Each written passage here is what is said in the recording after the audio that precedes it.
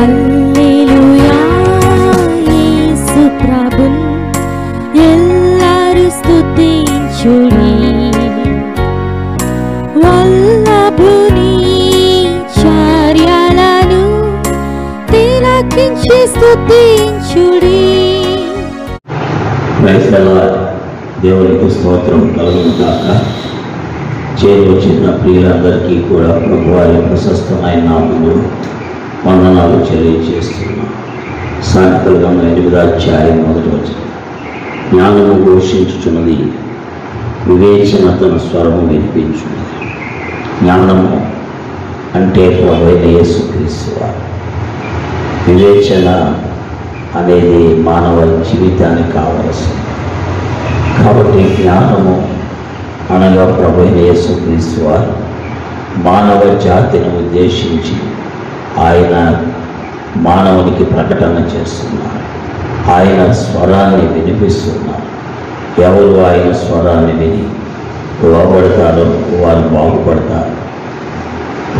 అలాగే ఆయన స్వరాన్ని విన్న దేవుని ఎరగని నాస్తికుడైన అబ్రహాము విశ్వాసులకు తండ్రిగా మార్చబడ్డాడు.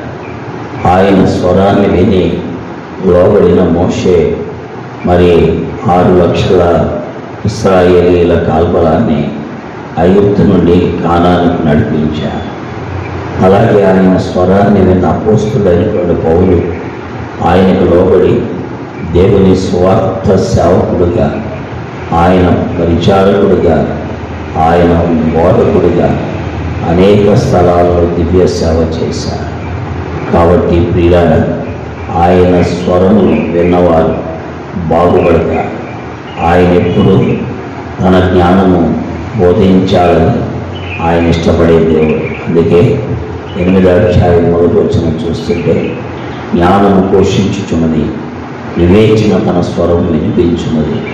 ఆ స్వరాన్ని ఎవరు వింటే వారు బాగుపడతారు. అబ్రహాం విన్నాడు, క్షేమాన్ని అనుభవించాడు. మోషే విన్నాడు, ఆశీర్వదించబడ్డాడు.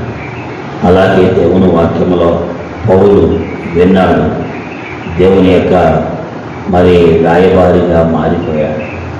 మనము కూడా విన్నట్లయితే బాగుపడతాం. ఏ యవనస్తుడు, ఏ మధ్య వయస్కుడు, ఏ పెద్ద, ఏ స్త్రీ వింటుందో వారి మేలు అనుభవిస్తారు.